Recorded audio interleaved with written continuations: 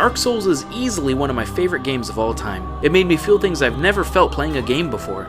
There's a certain magic and fluidness to the design, and yes, of course, it's stupidly hard, but it's hard in all the right ways. I've never felt more rewarded when I took down an unbelievably hard boss for the first time.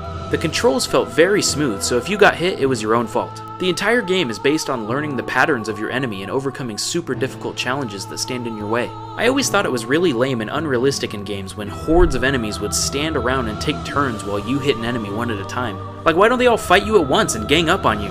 Dark Souls was the first game I've ever seen that actually did this. You never want to run into an ambush guns a-blazing because you're gonna get totally rocked. You're not some superhero with ultra health and strength, you're a normal guy. In fact, a puny guy compared to some of these bosses. That's why it's so rewarding. It seems impossible at first glance, and you probably will die the first few times, but you learn and put new tactics to use and defeat what seemed like an insurmountable foe. So as you could imagine, I was looking forward to Dark Souls 2 more than almost any game this year. Now, after beating both games, I thought it'd be neat to compare the two and see what they've improved and what they did better in the first game. The short answer is that Dark Souls 2 is a very good sequel, but I want to talk about why.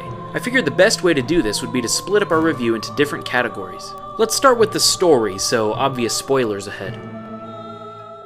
Dark Souls was never a series that put the story right in your face. If you wanted to truly learn about the lore of the game, you had to look at item descriptions and talk to NPCs, and even then you had to put a lot of the puzzle pieces together yourself. Despite the fact that it's well hidden, the lore of the Dark Souls universe is extremely deep and vast. Essentially, the first game takes place in Lordran, and your mission is to fight Lord Gwyn, because you're the chosen undead to take his throne. It's eerie as you defeat him because of the somber music, and it's very unclear if you really won. Maybe you were actually the bad guy all along. The ending is vague and short, leaving you to fill in the blanks. The second game tells its story through basically the same method, very little actual storytelling. The game takes place in Drangleic, but without getting too deep into it, some people think this new world is Lordran many years in the future. Some signs that point to this theory are the hints to the Duke from the first game, similarities between the Lost Bastille and the Undead Asylum, and other fairly hidden facts. If this is the case, it's changed names and rulers over many centuries. You're told to destroy the King of Drangleic, but once you find him, you realize he's not the real threat. He walks around aimlessly, and the real evil was his wife, the queen, Nashandra. There is some foreshadowing, but unless you're really looking for what's going on in this place, it may catch you by surprise. You may not even recognize Nashandra when you actually fight her. The ending is just as vague and confusing as the first game, but that's part of its charm. You have to decide for yourself how you feel about it and what it all means. The cool part is how unbelievably deep it is when you really start to dig into it. There are many other sites and channels that cover Dark Souls lore better than I could, but my point is that the story of Dark Souls isn't essential to enjoy the game, and it's easy to skip if you want to just get to the action. But if you want a truly deep and interesting plot, it's there too. Gameplay. This is the core of what makes Dark Souls great and where it truly shines. I mentioned before that the first game had really great controls, and they didn't really deviate from this for Dark Souls 2. Everything you've learned about dodging, attacking, and strategy from the first game comes into play here. There's a wide variety of classes, weapons, armor, and items, so you basically could take the game in whatever direction you want. Want to be a sorcerer? Great. Want to be a dual-wielding barbarian? Go for it. Want to be naked? Well, there is a starting class for that. Dark Souls 2 is much more streamlined than the first game. This is due to two major changes in the gameplay, Humanity and the Estus Flask. In Dark Souls 1, you had a Humanity meter that increased every time you consumed a Humanity. You could then use this to become human, increase the number of Estus Flasks you had, or just have a high Humanity count to increase drop rates of items. It didn't feel clunky until they got rid of it in the second game. Now human effigies, which replaced humanity, only serve one purpose, to make you human again. You're encouraged to be human more in the sequel because every time you die, you lose a little bit of your maximum health, until you get down to 50%. I didn't like this mechanic at first, but human effigies are very plentiful in this game, so it doesn't feel like you'll ever be stuck with half health and no way to fix it. Plus, this change in gameplay does two things. Encourages you to play smarter because there's more punishment for death, but it also encourages you to stay human, which gives you extra benefits, such as being able to summon help. I went through the entire first game without ever becoming human because there wasn't really a reason to, and the game was super hard as a result.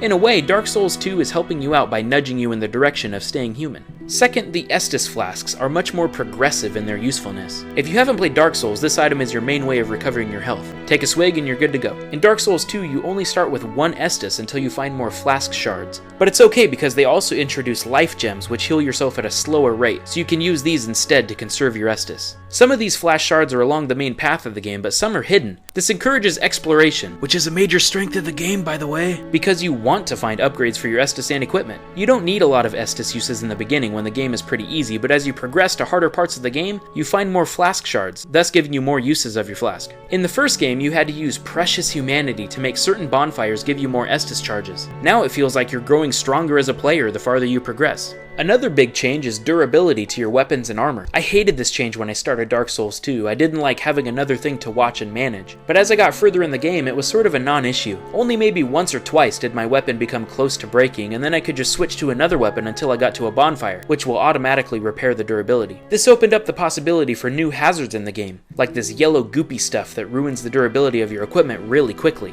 Ugh, it's gross. Personally, I just think it added more depth and realism to the game. Fallout 3 did the same thing, and I hated it at first, but once you get used to it, it just becomes part of the experience.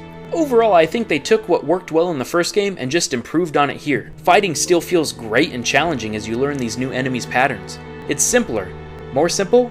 Simplified. Simplify! You don't have to get a million different embers just to upgrade your equipment, it's right there from the get-go. Leveling up is easier and the overall experience is less convoluted. The map especially feels straightforward and easy to know where you're going. Okay, what's next on the list? Oh, map and layout. Whoops, I kinda jumped the gun a bit there. There's no doubt that Dark Souls 2 is much bigger than Dark Souls 1. A huge change implemented in the new game is fast traveling to any bonfire you've already been to. This is a very welcome addition, and a necessary one at that because of how large the map is and how it's laid out. In Dark Souls 1, the map was extremely interconnected and you unlocked shortcuts to new areas all the time. But this was needed for that game because you had to travel by foot to get anywhere you wanted to go until late game when you finally did unlock fast traveling. The Master Key was an amazing item because you could unlock shortcuts earlier than you were supposed to and travel around the world easier. But this became a moot point in the second game by incorporating fast travel from the very beginning. The layout of Drangleic is more linear. You beat one area and then go to the next and then go to the next and then you reach a dead end and have to go back. Then you unlock a new straight path, etc, etc. Majula is at the center of all these branching paths. Sorta like Firelink Shrine in the first game, but it's even more of a hub in this sequel. You can only level up in Majula, as well as upgrade your Estus Flask. Your main blacksmith is in this town, and NPCs you meet along your journey end up here as well. There's a few areas that I thought were going to be entire levels, but were just connecting pathways between levels. This is especially true in between Majula and its surrounding areas. I felt like these paths could have been shorter, they don't really serve any purpose. Overall, the map is a bit easier to understand and figure out your next destination because most of the time it's right in front of you. It's easy to get lost in Dark Souls 1 or enter an area you're not supposed to yet, but this doesn't really happen in Dark Souls 2. Again, it's a much more streamlined approach that's easy to jump right in and play. Visuals and music. Dark Souls 1 has its fair share of beautiful visuals, and Orlando in particular. Sometimes you'll enter a new area and it'll look nothing like the place you were just in. Each place was unique and memorable, as well as appealing to look at. In Dark Souls 2, I found myself picking my jaw back up off the floor after seeing several very gorgeous pieces of scenery. You can see things far off in the distance across an enormous sea, or gigantic dragons swooping in the sky as you cross a rickety bridge. Even just seeing the light at the end of the tunnel when you finish the tutorial section is breathtaking. That being said, a lot of the areas in Dark Souls 2 seem to just bleed together. Now, the first game is a little guilty of this too, and both really do have good variety. I just find myself forgetting about some of the areas in the sequel, while every area in the first game sticks out in my mind. Either way, there's no denying that a lot of thought is put into the visuals of each game. Now, maybe it's just me, but I didn't feel like the music stuck out at all in Dark Souls 2. Apart from quiet melodic singing and pounding boss music, I don't remember anything else. A few boss battles stuck out in the first game because the music was very calm, but other than that, both games are a little guilty of not having memorable tunes to go along with the beautiful visuals. Enemies, bosses, and New Game Plus. The bosses and enemies in Dark Souls are arguably what defines the series. I mentioned earlier that I liked how the enemies have their own individual AI, so they would all attack you at once if you let them. Each enemy is different, and there's a wide variety of them in both games. Some of my favorite parts of the series included seeing an enemy I'd never encountered before, and trying to figure out the best way to take him down. I'd gotten so used to the patterns of enemies in Dark Souls 1 that it was very refreshing to encounter all new villains in the sequel. I've heard the complaint that too many of the bosses in Dark Souls 2 are humanoid, meaning they resemble a human instead of a beast or monster. While there are a few more than in the first game, it's not really that noticeable to me because they all stand out and have their own unique movesets. I was actually more surprised to see some bosses from the first game reprise their roles in the sequel. While they did switch up these fights a little bit, I would have rather seen something new and different. Regardless, there's still countless boss fights that are very memorable. The Executioner's Chariot, for example, has still stuck with me because of how memorable it was. Let me give you a rundown of my thought process during this fight.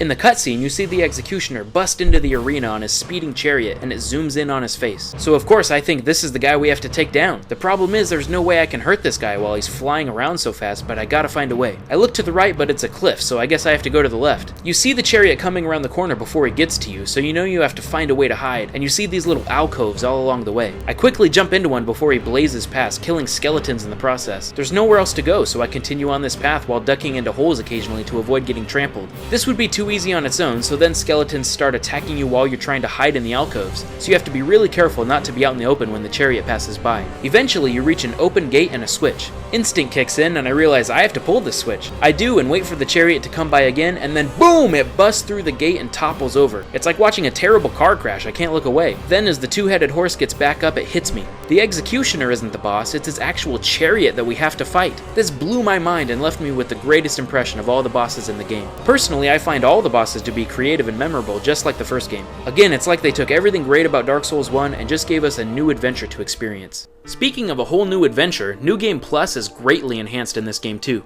In the first game, if you were able to vanquish the final boss, it threw you right into New Game Plus, which was essentially just higher health enemies and they did more damage to you, like a hard mode. They had this too in the sequel, but you could activate it during your first playthrough by joining a certain covenant. Instead, true New Game Plus was a whole new can of worms in Dark Souls 2. When you beat the game, you have to activate New Game Plus from a menu in Majula instead of just starting you into it automatically, which I think is a nice feature in case you want to explore the world more before you start over. Then when you do decide to begin again in New Game Plus, it immediately shows you that there will be new enemies you haven't even seen yet, and more invaders trying to ruin your day. This also really surprised me because most New Game Pluses in games are just harder versions of the original game, but Dark Souls 2 goes above and beyond trying to create a new experience for those seeking more. Honestly, Dark Souls 2 has a lot going against it because of how great the first game was. It would be near impossible to live up to the hype that the hardcore fans had, and really, who could blame them? The first game gave me an experience with gaming I had never had before. I felt so engrossed in the adventure and accomplished at every major landmark I hit. In a sequel, I didn't want too much to change, I just wanted more experience. Surprisingly, I think From Software delivered just that. They took the stuff we loved from the original, fixed some clunky mechanics, and gave us a more polished journey that more people could get into because the difficulty was toned down a little bit.